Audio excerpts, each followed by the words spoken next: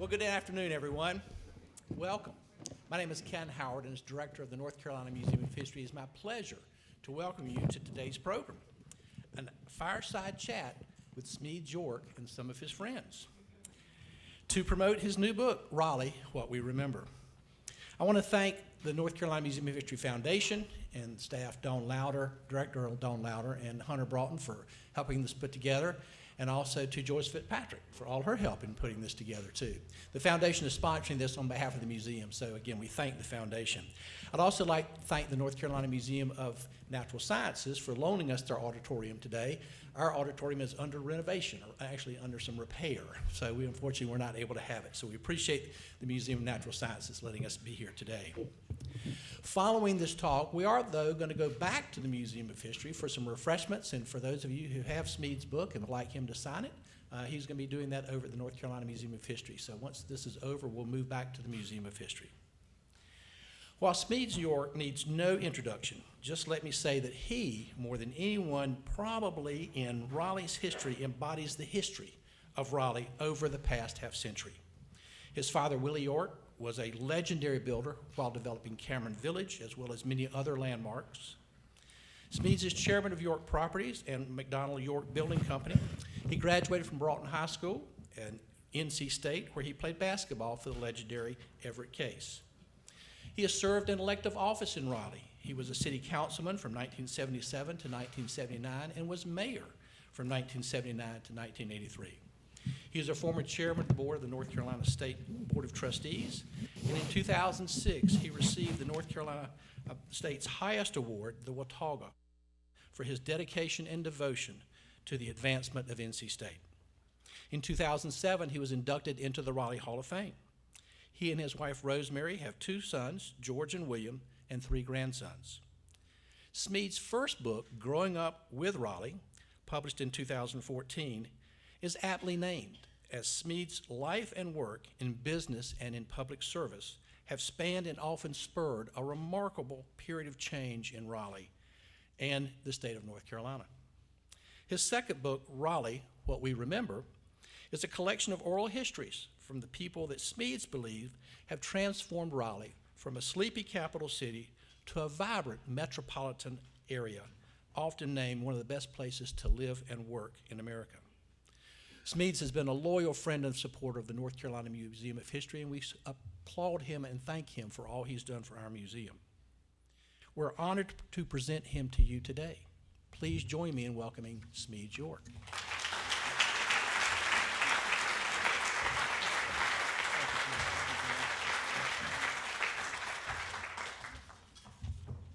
Well,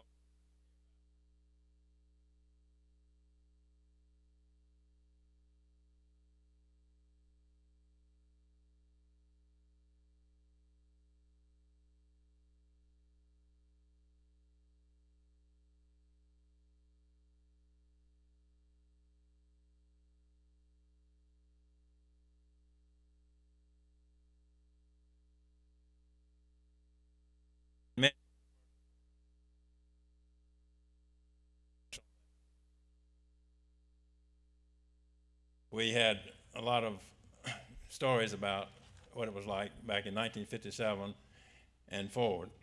But the book today, What We Remember, see a picture right up there. How many remember, what we remember, how many remember Lake Boone? I can actually see you now. Okay, good. It's a better view over here. That boat, small boat, was built by me and Billy Dunlap, and we were on Lake Boone, and Lake Boone is no longer there. But in building the boat, my construction partner here, we sort of gathered up this material. He kept talking about, tongue and groove boards. He called them boards that mesh. Well, they did mesh, and we put tar and all that work. But again, I didn't write the books, but I'm going to introduce Dr. John Sharpe here in a few moments. But what was the motivation? What was I thinking? It wasn't to make money. It wasn't to make money, I can tell you that.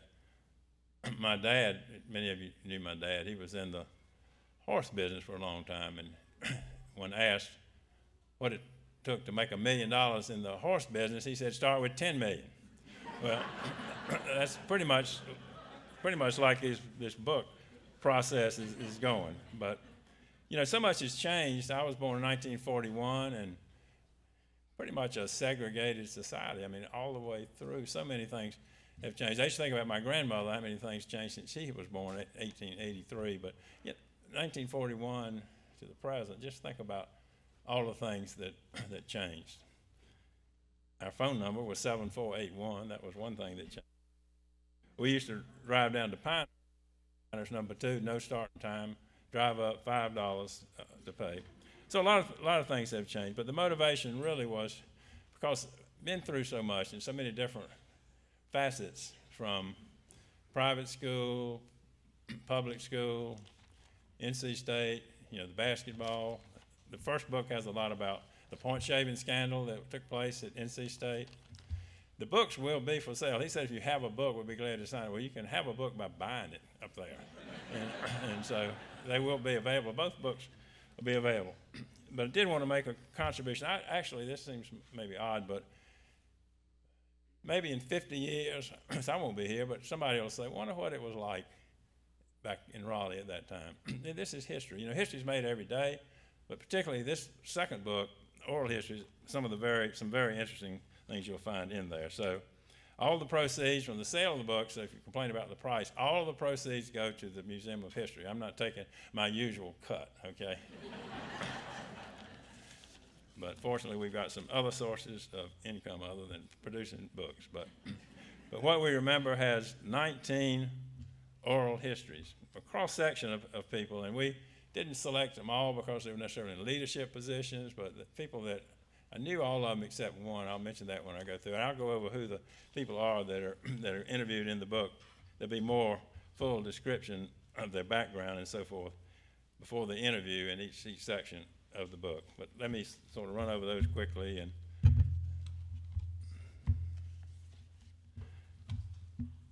Bill William Berryhill, Bug Berryhill. He was named Bug. He hated Dr. Bug, hated going to Dr. Bug, but that was just a nickname. Frank Daniels, because everybody knows Frank, and we miss Frank. Some of the museums over. Dick Daugherty, and I'll mention him a little more in a second. IBM and Centennial Campus Leadership. Billy Dunlap I've mentioned, but he started hospice here in Wake County. Of course, Jim Goodman, Capital Broadcasting. High school, a lot of people don't realize he was 2 years younger than me. You look at Jim and you think, he was at least a little bit older than you, wasn't he? But I actually tried to mentor him with, you saw the results, not so good. Kendall Harris.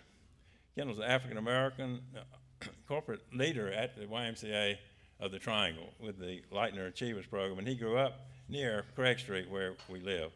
The person I don't know, Virgil Marshall Hicks, we wanted to have that interview. He is deceased, but at the time John spoke with him, he was 97 years old, an African-American. That really reaches back. So we wanted to have his interview in here. Now these interviews are in alphabetical order. So if you think one might be more interesting than the other, there's no connection between the two as to what order you read them in. Of course, Joe Holt, we'll hear from Joe in a few minutes, but Joe is a pioneer, his family is a pioneer for integration, particularly integration in the school system. Really should have been the first African-American to attend the Raleigh school system. My great friend and classmate, Philip Horwitz, you may know Philip. His company is now called Reliable Jewelry, and on Wilmington Street, wonderful fellow. Earl Johnson Jr., of course, a great leader and philanthropist in our community. Southern Industrial is his company. Jackie Murdoch, we wanted to get a little flavor of sports there, and Jackie Murdoch, how many of you know that name, Jackie Murdoch? Everybody must know. Okay, good. You'll enjoy his interview, but he was a great athlete at Wake Forest. You know, UNC won the national championship in 1957. That year they beat Wake Forest. They were undefeated, 33-0 that year. They beat Wake Forest 4 times. Each time, I think, was less than 5 points. So Jackie Murdoch, perhaps the best athlete ever to come out of the city of Raleigh. Joe Sansom, my great friend and partner. Joe was with IBM for years. Is Joe here? Can't really tell who's out there. I can see a little bit of you, but anyway. Joe is my great partner from, he was with IBM for years. He was assistant to Harlan Boyles. We have Southgate Center Wade Smith here, you probably know Wade. You'll hear from Wade in a few moments, but great attorney, defense attorney, and very involved with the merger of the Wake County and City of Raleigh school systems. Sis Strong, classmate of mine, and she was a leader in high school and a leader throughout. Just a wonderful person, setting such a positive tone. Ben Taylor, the great architect and visionary, he's done so much here in our community. Joe Webb, my great friend. You know, we called each other the touchdown twins, and that's because of how great we were in high school. But nobody else calls us that, and I don't understand exactly why. But we called each other that, and we gave some pictures over there to the Broughton High School. Sherry Cameron Worth, right here. Sherry's a longtime friend. Her husband is Tommy Worth, but Sherry grew up near my grandmother, and every Christmas we would visit my grandmother. So I've known Sherry for many years, and she moved into leadership positions and was a leader in women moving into leadership positions. So we'll hear about that. Ford Worthy Jr. Ford was my mentor working for my dad, and he taught me a lot. I'm going to tell you one quick story, then I'll finish up with what I'm going to be saying here. But Ford was a wonderful, wonderful person. He's, I think, 97 and 98? 98 today. Going strong.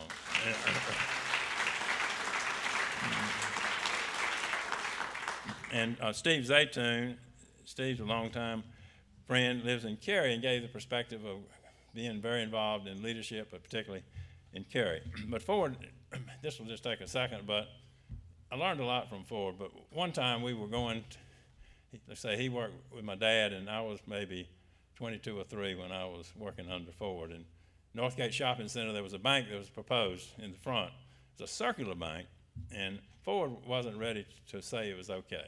So Ford took me over to meet with the architect and the banker. The banker, I think, was Central Carolina Bank. A little circular building. It didn't look that good. But anyway, Ford, he wanted to stall. He said to the architect, "This fascia looks a little out of scale to me."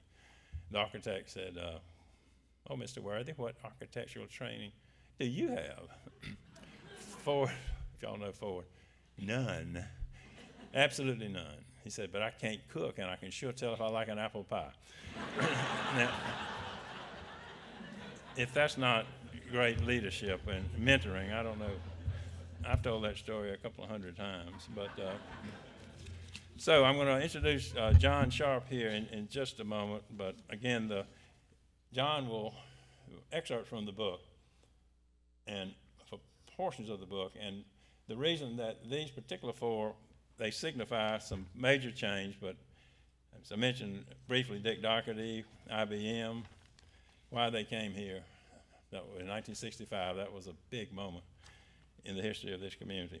Joe Holt, pioneer, integration.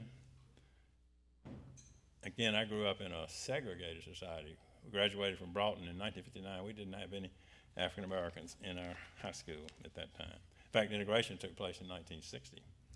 Wade Smith, great attorney, and I think you'll love his interview, but one particular part, we're trying to work out the merger, and there was a referendum. This will probably be in his remarks anyway, but there was a referendum that was for merger that was defeated. Then the legislature came back. They didn't actually have to have the referendum, but Wade said, and they went ahead and passed it. Wade said, "What part of no did you not understand? Is it the N or the O?" So anyway, it got done. So let me tell you a little bit about John Sharpe, then I'll sit down and do the interviews. But John and I, as I mentioned, have worked together since 2009. And I'm going to read this because these books are for real, okay? I mean, these are good. One person that wrote it said the footnotes, there's more history in the footnotes. So read the footnotes. There's a lot of work went into this. And I'm real proud of John, and I'm proud of what we accomplished. John Lawrence Sharpe, a South Carolinian, graduated from Wofford College with a degree in English and foreign language, and then entered Duke University, where he received a B.D. degree in Greek New Testament language studies. For the first year of his graduate work, he was at St. Mary's College of St. Andrews University, Scotland, before returning to Duke to complete his PhD, where he remained as curator of rare books in Perkins Library for 40 years. His research has taken him to libraries in Europe and Egypt.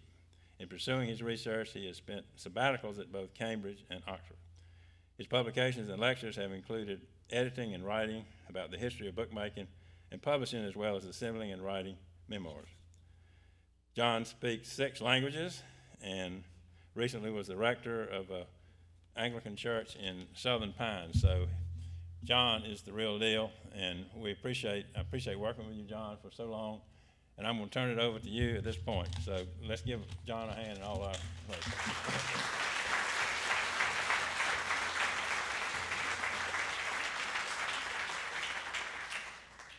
Thank you. Thank you, Smedes. I think I'll stop while I'm ahead. If we aren't experts on a particular time or culture, our knowledge of it often limited to the major events and sweeping trends. This doesn't necessarily help us understand the everyday experience of life in another place and time.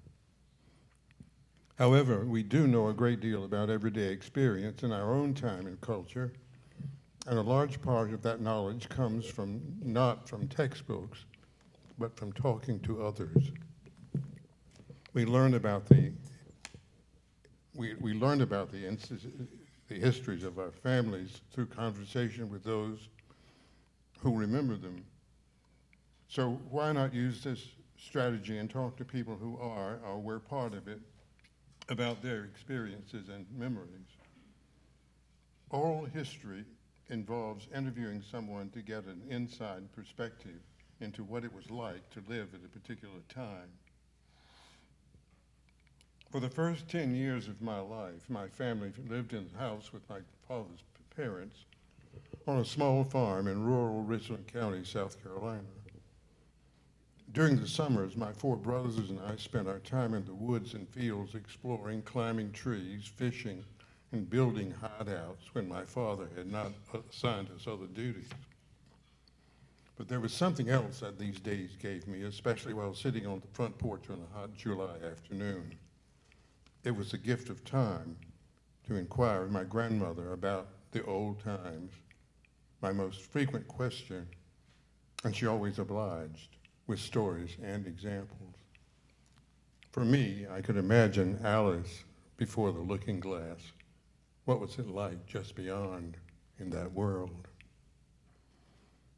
Oral history was how history was preserved from the beginning, when stories from the past were remembered and retold. In The View from the Past, Paul Thompson says that oral history was the first kind of history. He writes about method and meaning of history and begins with an introduction to use of oral sources by historians. Using oral sources, he said, will lead to deeper questions about the nature of history, especially how events are remembered from the perspective of the effects. In the 5th century BC, the Greek historian Thucydides acknowledged using eyewitness accounts of the Peloponnesian Wars about reports, which he says I have checked with as much thoroughness as possible.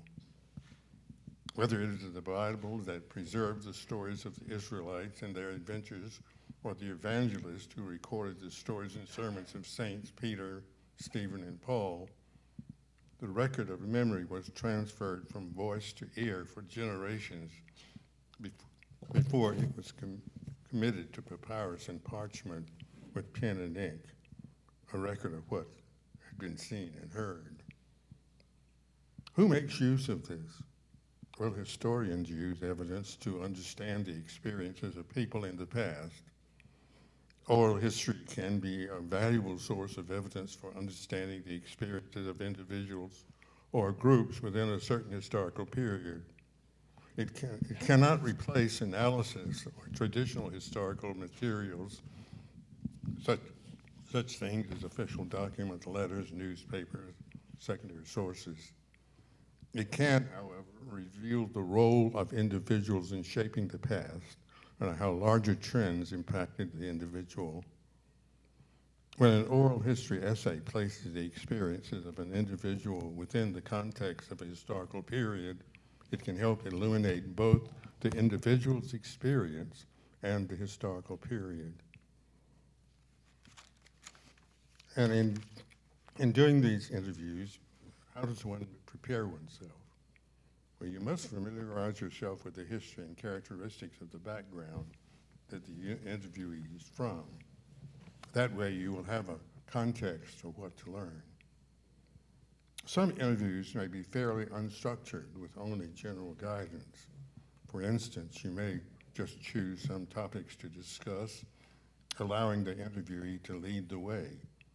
This is appropriate when your goal is relatively broad, such as the preservation of a person's voice, memories, and perspective, as opposed to using the interview to construct a focused argument. In conducting the interview, the process is that in an ethical way, one must ask for the person's permission to use his or her comments in the publication. And for these interviews, each interview has been preserved in digital format. Now comes the fun, transcribing.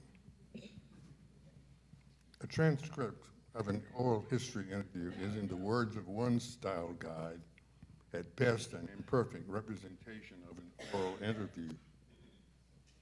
The transcriber's most important task is to render as close as a replica to the actual event as possible.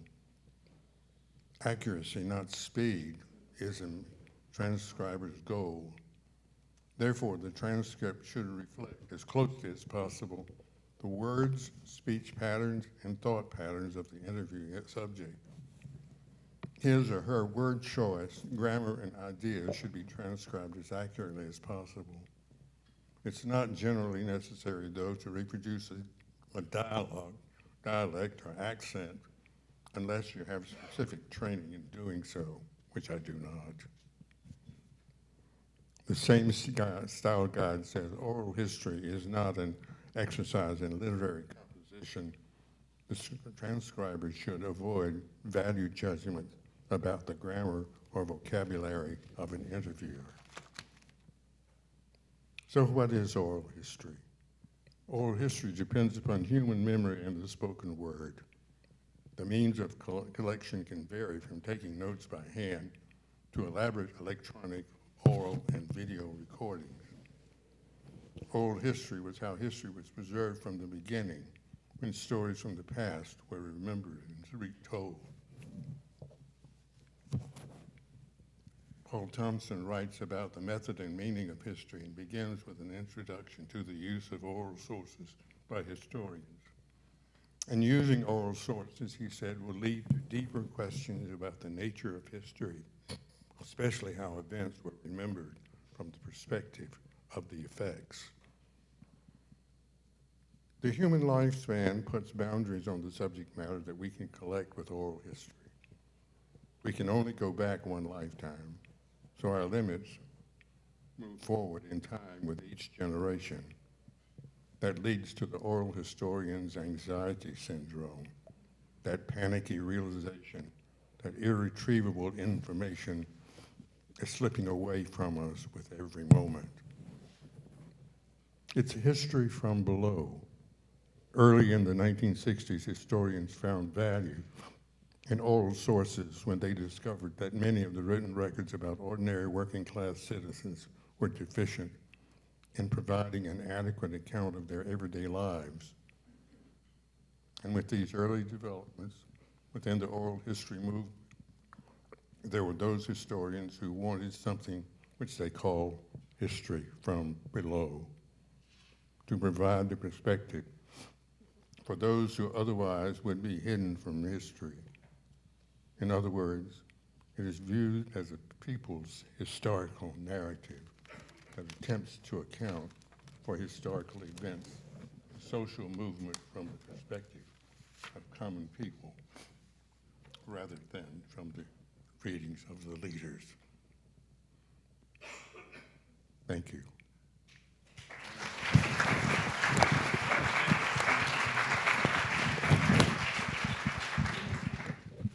Well, thank you, Smedes and John, for setting us up.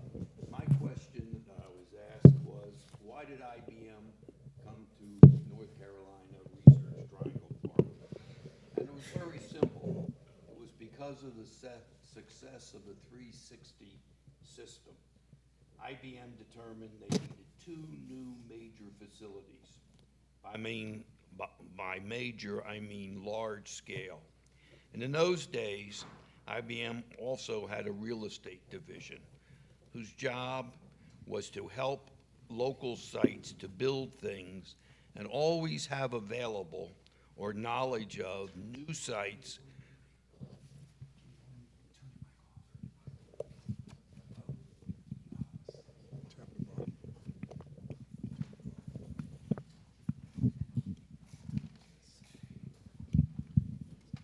It's green. There you go. Okay, is that better? Okay.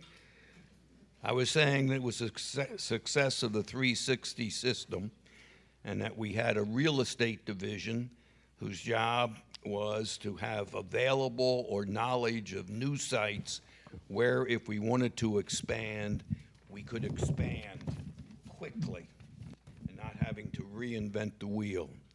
Some of the sites, according to my memory, we had on the list in those days were Austin, Texas, Boulder, Colorado, Lincoln, Nebraska, Norman, Oklahoma, Manassas, Virginia, and the RTP. Well, what would they be doing?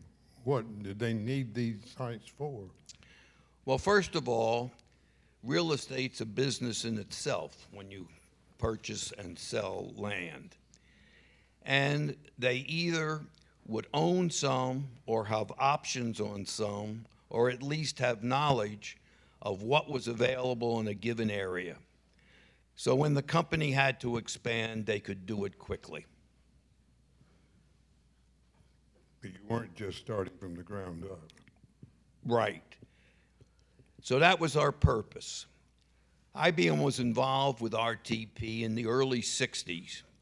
Originally, the covenants of RTP were for 100% research, and working with IBM, they got altered to be still research, but include high-tech manufacturing.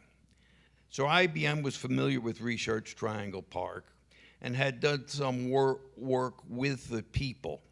Liz Rooks, who was the interim president of the park, and I went back through the records and made sure it really was IBM that was involved in the early 60s, and it was. Well, in any case, the way that sites got approved for big expenditures of money in IBM was you went to an executive committee. And the chairman in those days was Tom Watson Jr., the son of the founder, Tom Sr. And it would be a board where the top 5, 6, or 7 IBM executives, they called them the CMC, the Corporate Management Committee, approved the recommendations. They wanted a facility in the west and one in the south.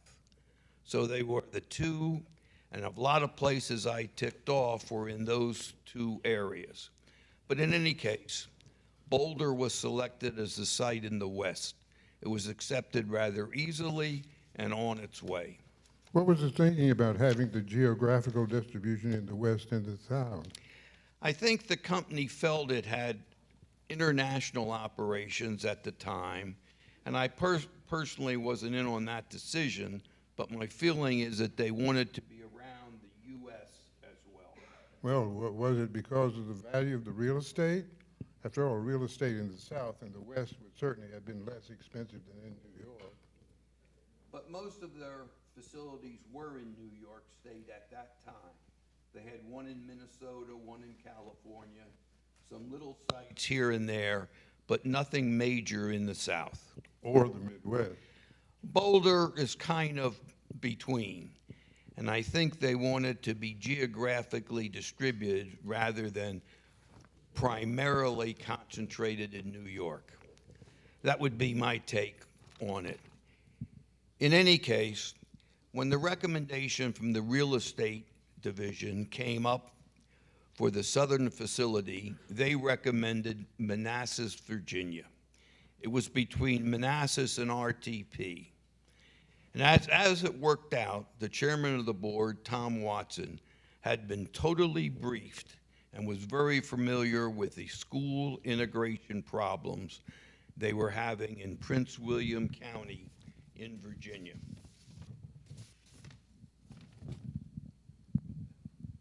So the chairman then believed that the research triangle was far better and that they did not have the kinds of serious problems, although they had some problems in North Carolina and in Research Triangle specifically. Now, in the real estate division, they tend to look at cost, air travel, roads, acreage. That's the kind of what you would expect out of real estate people. So I'm sure it came as somewhat of a surprise when Tom Watson was totally briefed. And what it seems happened was that former North Carolina Governor Luther Hodges was in President Kennedy's cabinet as Secretary of Commerce. And he got to be friendly with Tom Watson because Tom was one of Kennedy's advisors as an external business guy. And the word is, and I've heard this from very reliable sources who were involved in these meetings, that Governor Hodges totally briefed Tom Watson not only on the integration problems in one place versus the other, but also the other advantages of Research Triangle Park. And now there still had to be some things ironed out. So in the early '65, IBM representatives came to North Carolina and met with Governor Dan Moore. And in between Hodges and Moore, Terry Sanford? that's right, Terry Sanford, but he was the governor when all of the Operation 360 was going on and expanding, but it just so happens that Hodges was in Washington talking to Watson, and by that time, Dan Moore was our governor. So the IBM representatives went in and visited with the governor, and the first thing they said they needed was a railroad siding that would go directly into our property at Research Triangle Park. You might ask why. And the answer is, in those days, in the early '60s, there was a lot of Teamster activity that would interrupt over-the-road shipping, and that's how we shipped the majority of our products. And we, as a company, believed that if we made a commitment to a customer, we were going to honor it. Therefore, we wanted a safety valve where we could move product maybe to a different part of the country by rail and then distribute them by truck to wherever the eventual customer would be. Governor Moore said, will you give me 10 minutes? And again, I've heard, I wasn't there, but the person who was told me, and the governor came back in 10 minutes and said, I just talked to the president of CXX, and we'll have the rail siding. Now, when the facts be known, we think that the governor had been tipped off about IBM's questions before and was going to be a few days ahead of time, and he already had talked to the CX president, and he just added this little drama to the situation. But nevertheless, that was the final one.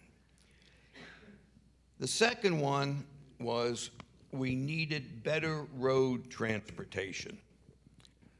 For all intents and purposes, from Raleigh to RTP, there was only Route 70, Glenwood Avenue. There was nothing else.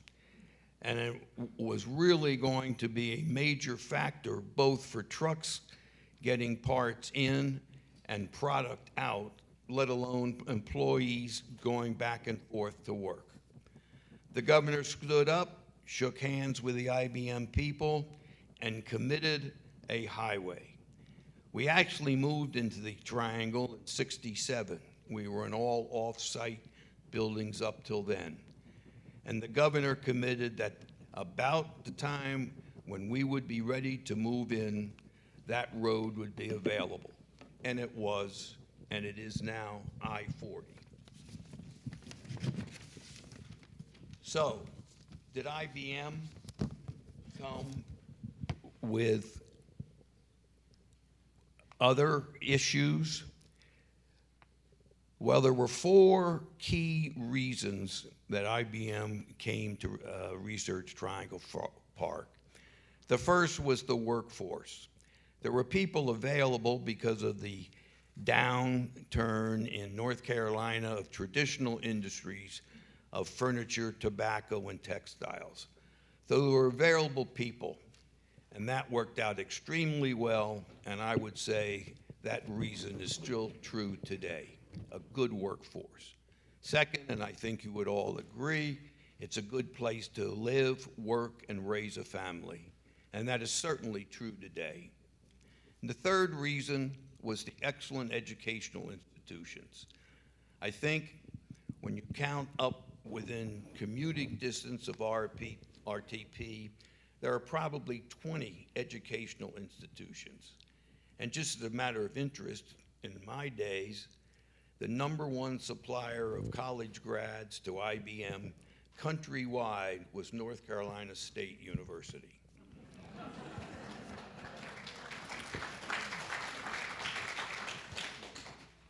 And they won at football yesterday, so it's a big deal, Smedes.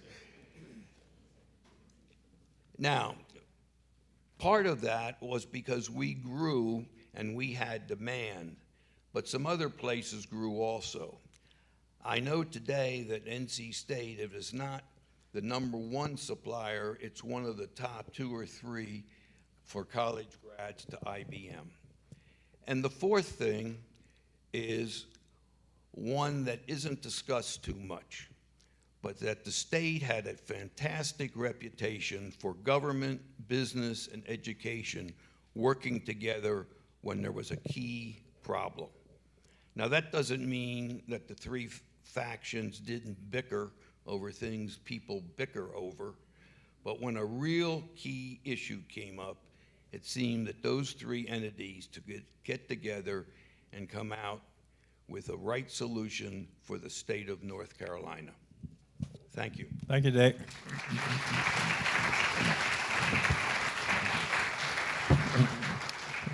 Next is Joe Holt, and I mentioned a little bit about Joe. Joe and I have become friends, gotten to know each other, working together on the Oakland Rising Project in Oakland Village. So, Joe, we're so fortunate to have you part of our book here, and thank you for all you've done. Thank you, Smedes. Thank you very much.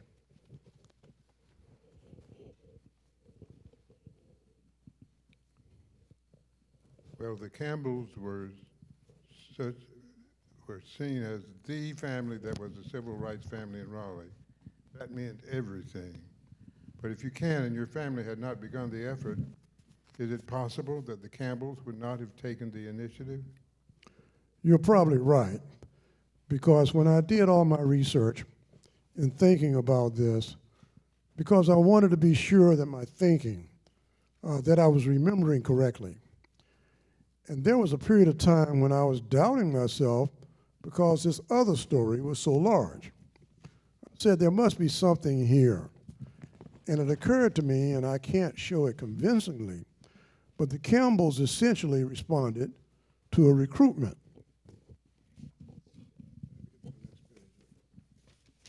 It was apparently not their idea. If it was their idea way back when, before we started, even when we started, they didn't act on it. Let me explain what I'm talking about. I pointed it out and explained it in this 2005 article in the Carolina opinion. I clarified that if this was something that the Campbells thought about or took the lead in, why is it that we have the Supreme Court's decision, Brown versus Board, in the spring of 1954? There was an opportunity at that time for any family, the Campbells included, to take a step forward in the fall of 1954 because the decision was made back in May of 1954. So no one had done anything in the fall of 54. In 1955, there was no action by the Campbells. In 1956, we stepped out, the Holts. In 1957, no one else. 1958, no one else. 1959, no one else. And finally, in 1960, and when you examine what happened, there was a deadline. What was the deadline for submitting the application? The deadline in 1960 was approximately 2 weeks after school ended. Where you would be going for the next school year, I guess. That's right. That was the deadline, approximately 2 weeks after school ended, 15 days. So sometime in late August, and the school board had stipulated in the regulations that the application would not be considered if it did not meet the deadline. Well, let's look at the minutes for the September 6th Raleigh School Board, where it says, the superintendent reported that Ralph Campbell and wife, 803 East Edenton Street, had registered their son William, 2nd grade, be assigned to Murphy School, and their daughter Mildred Vivian, 8th grade, and Ralph, 9th grade, be assigned to the Hugh Morrison Junior High School. The superintendent stated that Ralph stated that he had tentatively assigned William to Thompson School and Mildred Vivian and Ralph to J.W. Ligon High School, since these children would normally attend those schools. Mr. J.W. Willie York moved that in the interest of the students and in the best interest of the Raleigh schools, William be assigned to Murphy School and Mildred Vivian and Ralph be assigned to J.W. Ligon Junior Senior High School. The motion was seconded by Mr. Martin and unanimously passed. That's what I was talking about. There's no indication there that there was any deadlock broken there. It just simply said that he, Mr. J.W. York, made the motion, Yes. or that he made the motion describing which schools the kids would attend. Yes, that's a lot different from there being a deadlock. Apparently from the minutes, there was no big fight. The motion was seconded by Mr. Martin and unanimously passed. So the only thing it says is that Mr. York made the motion. Yes, sir. He was in a position to make that motion because of what was going on in the community at the time and what was going on in the city at the time. I think that may have been a factor because we are talking about 1960 here. And we're talking about 1956. And we had gone through a court suit that ended in October of 1959. Now, between August 1956, when we applied to Daniels, and September of 1960, when the action was taken by the Raleigh City School Board, a lot of things had happened. For one thing, other major cities in North Carolina had immediately gone token integration. I think Greensboro, right away back in 1954 even, I might not be completely right about that, but 54 or so, I think Greensboro School Board passed a resolution that they were going to move ahead on this thing. And then a little bit later, we had Winston-Salem to come on board. And then I think Charlotte, then perhaps even Durham and High Point. But they were way ahead of Raleigh. But maybe Raleigh felt that because they were the capital city and they had to protect the Southern customs and tradition, maybe they thought, we aren't going to do this. We aren't going to bow to the Supreme Court. We are the capital city. That's where the legislature is. That's where the government is. Maybe that's what their thinking was. I don't know. However, it is interesting that in February of 1960, whether the Raleigh City School Board wanted to drag its feet or not, something interesting happened in February 1960. What was that? Over in Greensboro, we have the students at North Carolina A&T, who on February 1st, 1960, sat in at the Woolworth store. That caught on, and it spread like wildfire to all the other black universities and colleges around the country, but particularly in North Carolina. So within about 12 days, you're looking here in Raleigh, and the civil rights movement had come in, and it is, figuratively speaking, sitting right on your front steps. Figuratively speaking, on the steps of the Capitol. The first arrest occurred. They were the first arrest of students in North Carolina. Occurred on February 12th, 1960, out there in Cameron Village at the Woolworth store. Later that day in downtown Raleigh, there were even more arrests. Out there in Cameron Village, I think there were 13 that morning, February 12th. Later in the day in downtown Raleigh, there were around 40. Let me get to the next page here. There were around 40 or so. Now, you can't ignore this. That was February 1960. There was picketing and arrests and all that. The city fathers hadn't ruled on anything, not with the school board anyway. Thank you. Give Joe a hand.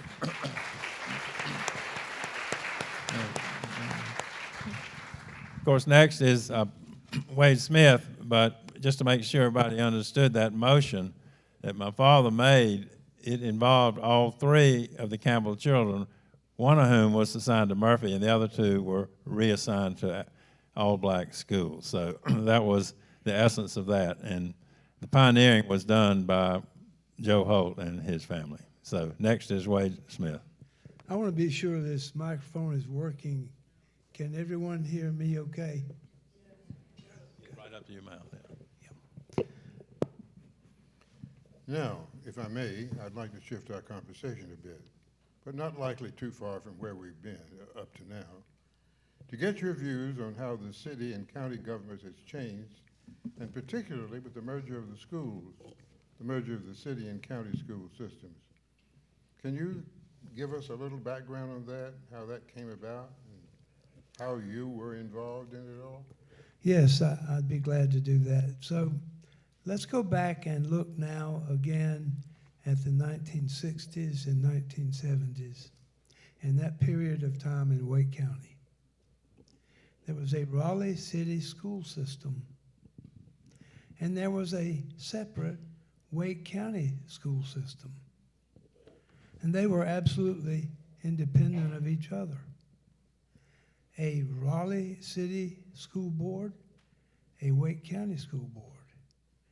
And of course, the United States Supreme Court had instructed all the states to integrate the public schools, and with all deliberate speed. And of course, everybody knew that that meant what they said. And 1955 was the time of the decision for all deliberate speed. And the people in Wake County and the city of Raleigh were dealing with all this and trying to figure out what to do. And because the county system was separate, you could move across the city line and you'd be in the county school system. And your children would go to the county schools. You wouldn't go to the city schools. And so the city schools were becoming blacker and blacker, and the county schools were becoming whiter and whiter. And people moved out of the city to get to the county. Their children would attend the county schools. And this was a very dangerous situation. And this created a real barrier between the two. It did. It did. We were creating a segregated school system by the fact that we had those two school systems so close together. Despite what they'd said about separate but equal. That's correct. We were developing what we called a de facto segregated school system. It was a natural development because African American people mostly lived downtown, and affluent white people lived out in the county or moved out to the county. And it was getting worse. It wasn't getting any better. And it wasn't going to work out so that you could say, come on, folks, let's have some of you move back into the city and some of you move out into the county. That was not going to happen. It couldn't. That wouldn't work, and it didn't work. So the people who were in charge, the people who were responsible, the people who were thinking about this situation decided that the best thing to do would be to let the people vote. Let the people vote, and all the people in Wake County could go to the polls and vote on whether to merge the city school system and the county school system. Because if we could merge those two systems, all these problems would go away. And we could move children around, and we could have a balance and a reasonable situation for all the citizens. So it would be an equal opportunity within the entire system. It would be a system for all of Wake County, and it would work. And the system could move people around. And they could say, we don't have enough African American children out in this region. We need to move people around. And that would be fine.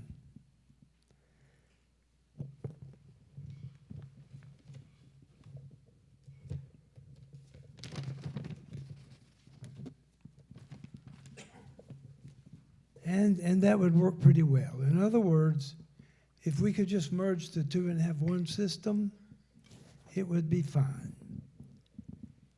But you couldn't do anything with the two separate entities. So we had a vote. The people of Wake County voted. They went off to the polls and voted. And the merger motion failed. The people said, no, we don't want to merge the two systems. The vote was no. And everybody knew that the General Assembly could just, if it wanted to, merge the two systems without anything further, just bodaciously merge the two systems. And so the people in the General Assembly were concerned.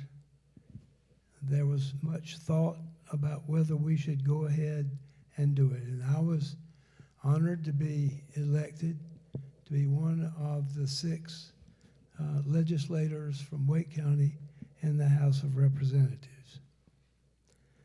And so the vote was no, we don't want to merge the two systems. And so when we started to investigate this matter in the General Assembly, people did say, what are you doing? What part of no don't you understand? Is it the N in no? Or is it the O in no that you don't understand?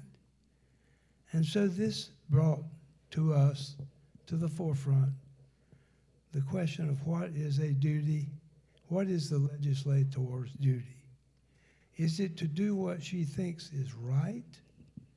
Or is it to do what she thinks her people want her to do?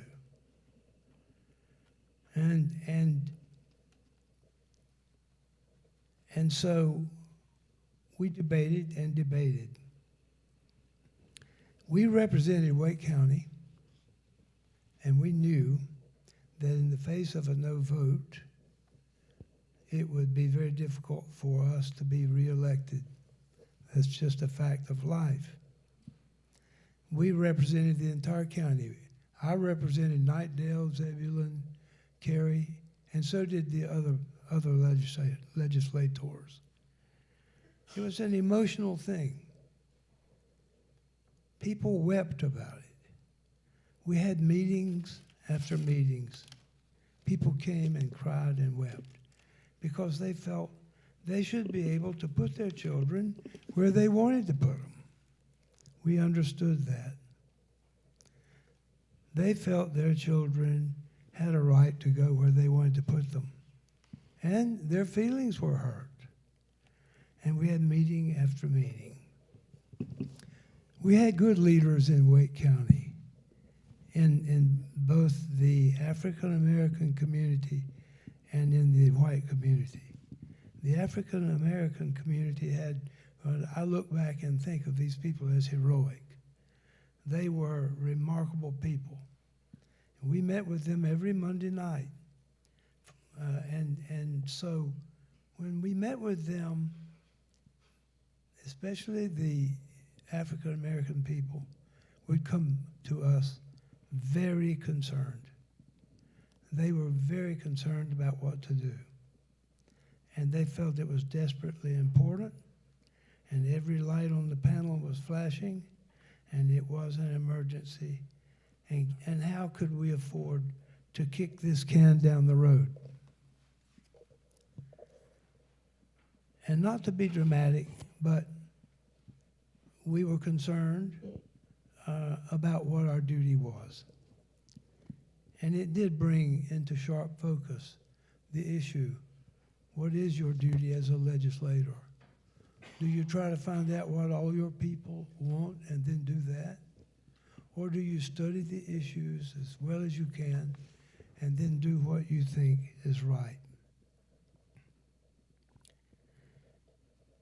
So it was a matter, from our perspective, of what would be real courage. What did George Washington mean when he said, you lay down your plow and you go off to serve your country, and then you go home and you take up the plow again? And so after endlessly listening, holding meeting after meeting, we went ahead and merged the two systems. That took courage.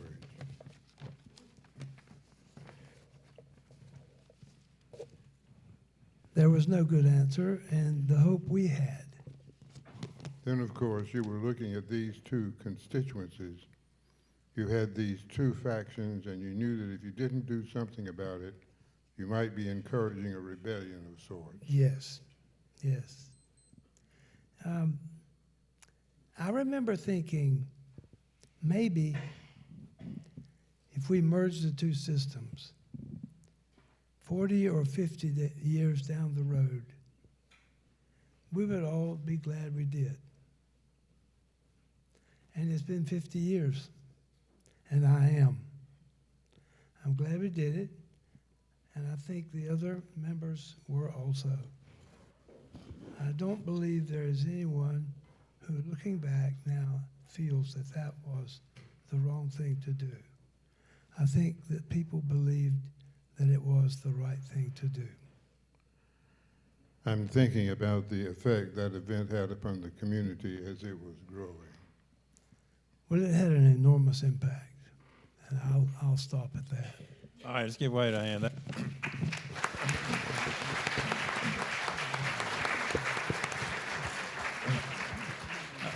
I hope you're seeing the benefit of oral histories and recording these histories. If you look at the folks on the stage, we're not all that young, okay? And we need to record it while we can remember it and we can talk about it. And that's the benefit of oral history. So next is my great friend, Sherry Worth. And this is a matter of moving into leadership positions. And then after that, we'll have a few other things to say, and we'll have a reception and a book signing. John? Sherry, you didn't discuss it, but you know that Mama is going back to the kitchen to get something to drink, and it's not Coca-Cola. Exactly. John, thank you. You were very easy to talk to. I appreciate it and got out a lot of things I needed to get out. You know that my mom, John, I had to come full circle on that. She died in 1988. She was a full-blown alcoholic from the time I was about 12. And it was not an easy life, as some of you may know. But I always thought back then in the 70s to 60s that women were like children. They were to be heard and seen, and that was not to be heard and seen, but only seen, excuse me. And I think it was the same thing with women. For women in general? With women in general. I think men ruled the roost, and the women, they were very few that I remember participating a whole lot in conversations when my parents had both couples over. Women would be on one side. Of course, sometimes today it's the same way, but the men on the other, because the women didn't want to hear what the men had to say. What would they be chit-chatting about? A lot of them played bridge every day, and I think they talked about that and just getting together and finding out what it was like raising children. They raised children, but a lot of them, just like we did, had somebody that lived in to help out. I don't know whether Florence and Jim Pointer, who are our next door neighbors, did or not, and they had a lot of kids, but most of the women did have help. Housekeeping? Housekeeping, well, not housekeeping, but looking after the children. And in my mother's case, I think Dad got somebody in there that took over her duties, and that was part of the problem. Because, as it were, she was neglectful?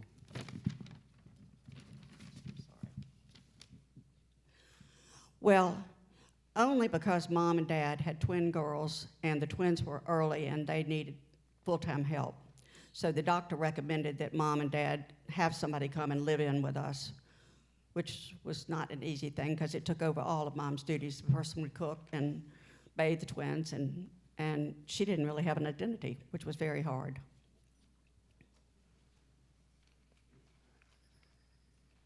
She was very talented.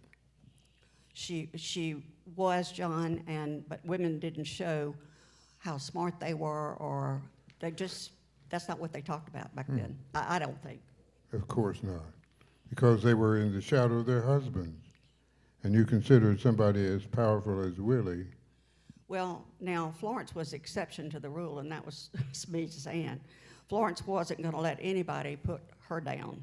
She could hold her own. She had a thicker self-esteem than most of us. Probably it was the way on up there that, unlike some women, I think about Mary, Smedes' mom. I think about the women in our neighborhood and the women that they all ran with. This is all very interesting. I'm so glad that Smedes said we must get a woman's perspective on life in this period. And yours is a new perspective for me. It's just my feeling that this is what happened in thinking through my own situation. My mom was initially a very good mom.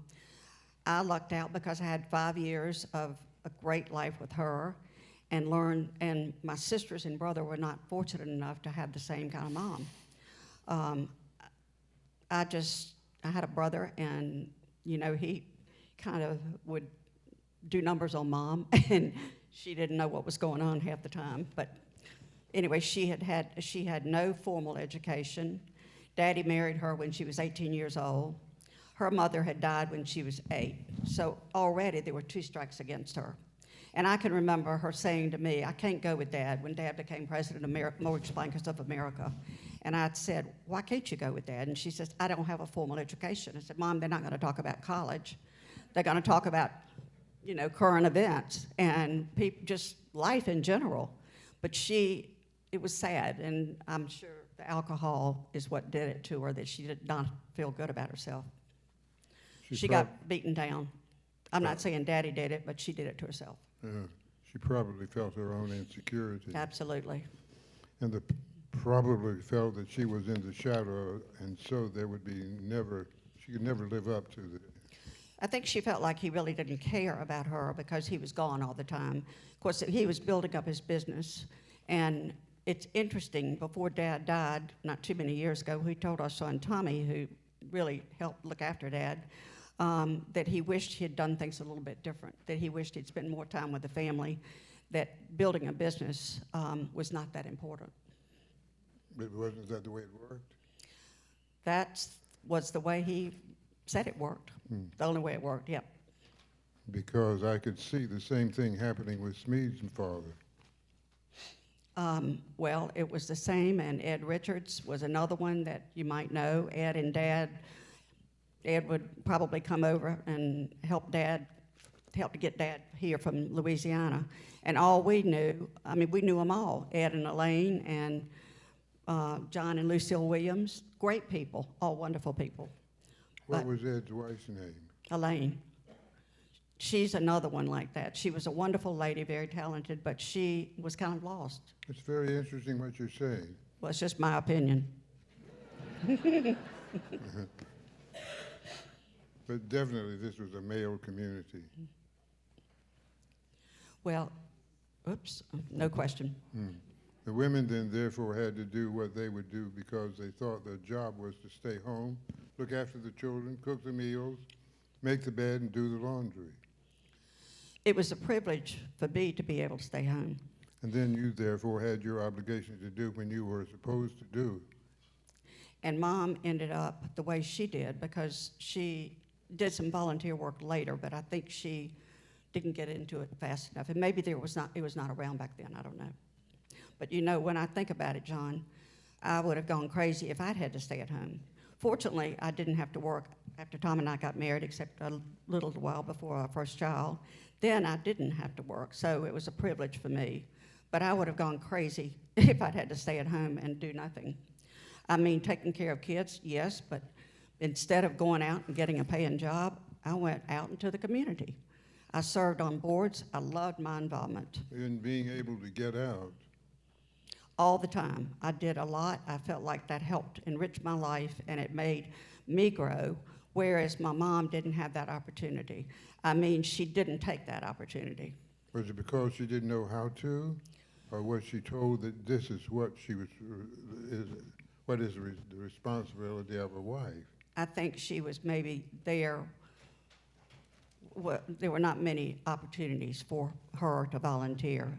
Social groups? For instance, some of the things that I did, and I didn't, and as you know, I was the first woman to head up the United Way campaign of Wake County. Back then, women didn't do things like that. And I don't know how many women served on boards, but I was fortunate enough to know a lot of businessmen in the community and to get my foot in the door and to not be able to prove that, yes, I can do that. I can make this happen. In other words, why would they ask a woman to run the United Way campaign as opposed to a man? That was the question I asked because they had never done it, and it was time.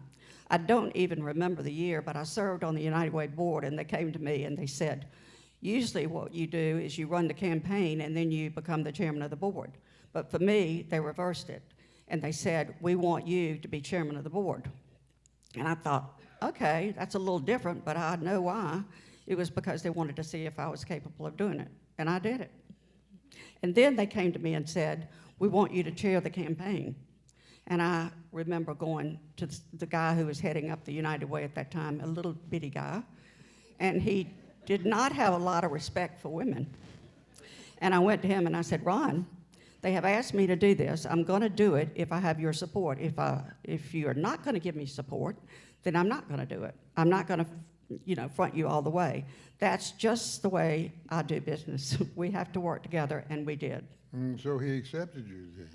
He did, and we made more money than we've ever made. There you go.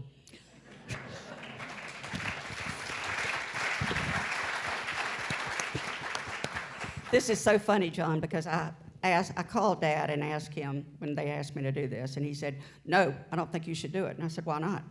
He said, well, you don't have the infrastructure, you don't have blah, blah, blah. And he gave me about 5 different reasons, and I said, I can figure it out.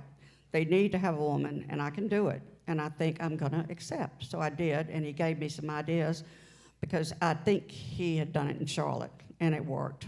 So you did it. Did you think your father suggested you shouldn't do it because you were a woman? He didn't want me to fail.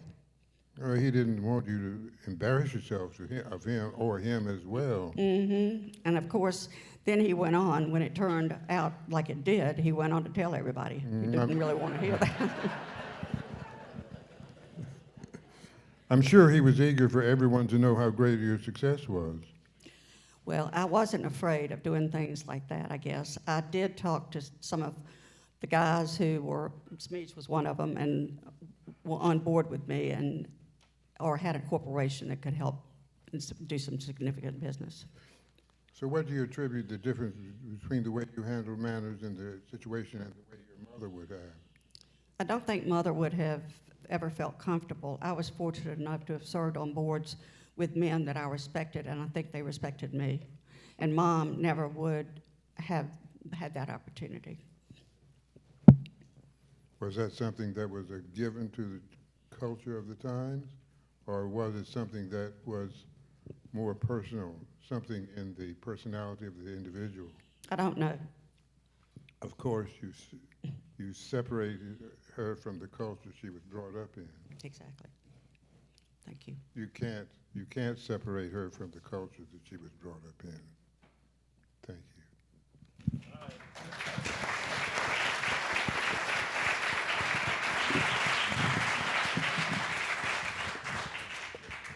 Okay, that's our program. Now, if you get the book, which we hope that you will, but if you get it today or get it another time, we'll be happy to sign it. John will be happy to sign it. There are lots in there that's mentioned. I mentioned briefly Bug Bear Hill. He has a lot of little references. Do you remember? Do you remember? Do you remember? It's really fun to read that. But let's just wrap up here in just a moment, but see if there are any questions of any of our panelists. And as we're thinking about questions, we'll give them one more hand. Questions? Yes. Yeah, I have a question for Mr. Schmidt. You were mentioning that the two different school systems would be sort of naturally separate, but I lived in two cities that were desegregated because of de facto segregation. There were reasons for the two systems to be separate, like there were housing covenants and sometimes lending practices that made it possible for white families to go to the suburbs after World War II. Were those factors in Raleigh leading to the two different, to the de facto segregation? That's been the case where I lived in Boston and Pasadena, California. I could not, I'm so sorry, I just could not hear the question.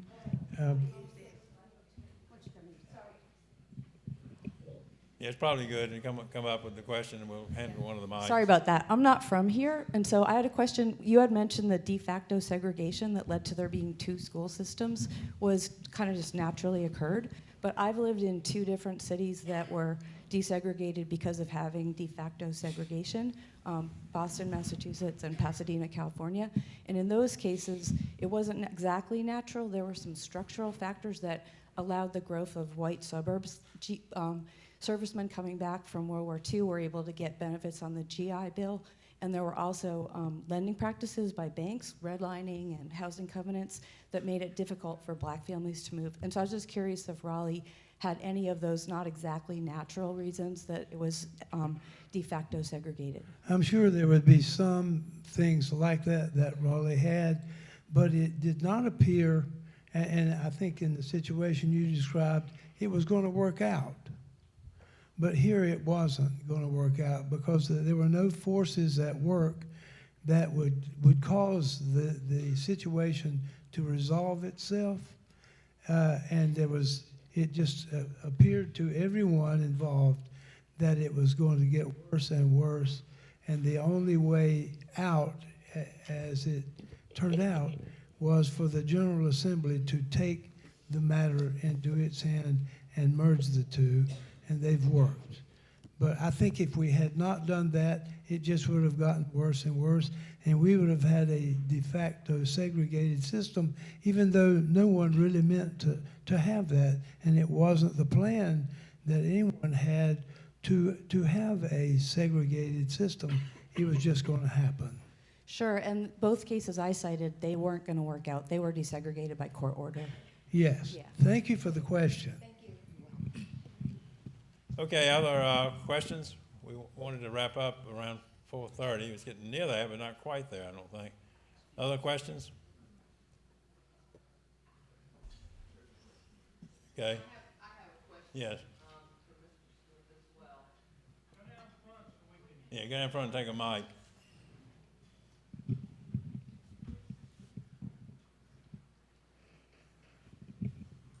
Hi, thank you. Yes, ma'am. Thank you. I was part of that in the 1970s. My mother was on the Raleigh City School Board at the time.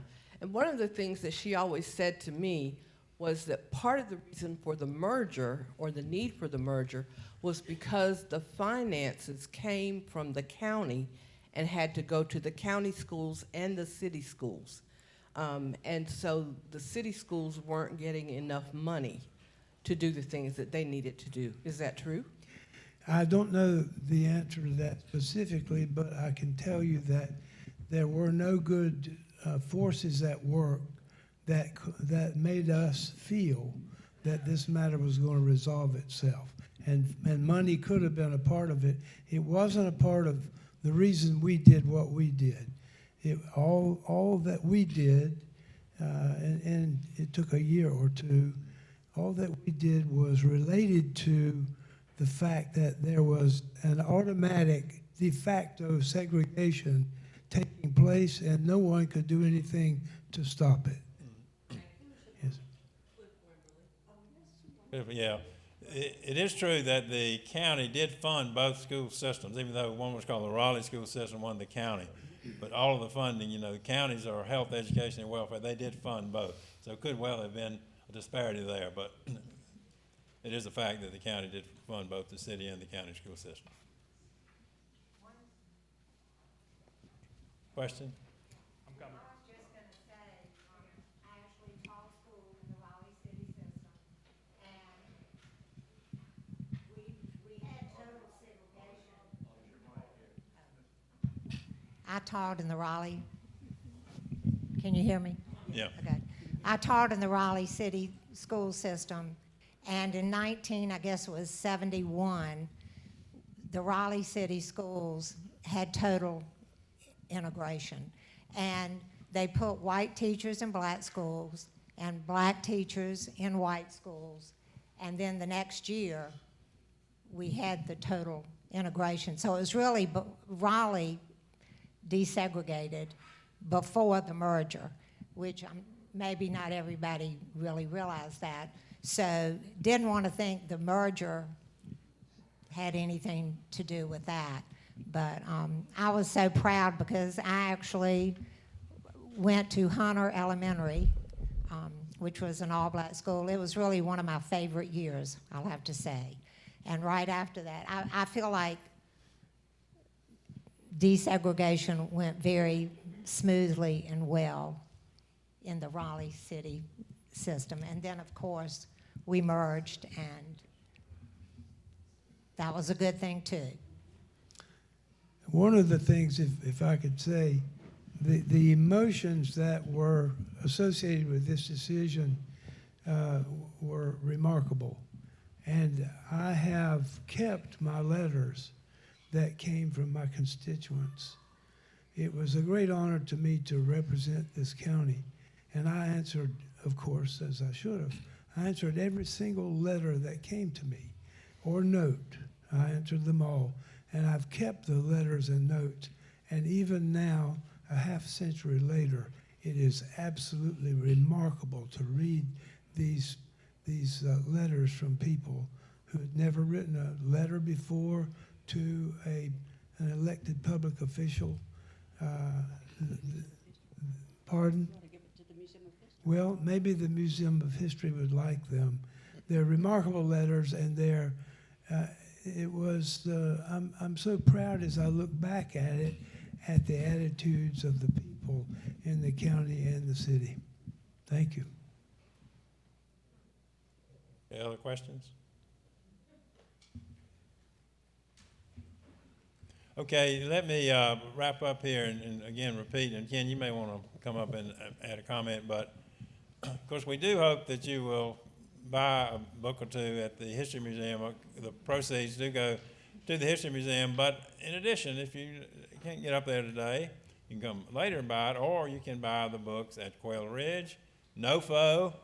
Y'all know where NoFo is? NoFo has the books, and also Barnes and Noble in the village. So we wanted to record some history and have it put down, and so I think we've done that.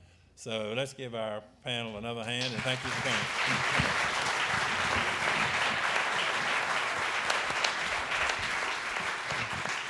And we'll be going up to the History Museum. Those that want to walk up the mall, it's just a very short walk. Ken, did you want to add anything? Okay. Thank you, Smedes, for a great afternoon, and let's have a hand for Smedes. Smedes, thank you very much. And Smedes is correct. The books are for sale in our museum shop, and Christmas is coming, so instead of 1 or 2, buy 5 or 6. Give them to your friends. Anyway, thank you all very much for being here this afternoon, and we will progress over to the History Museum and have some refreshments and let you buy your books and have Smedes sign them. Thank you very much.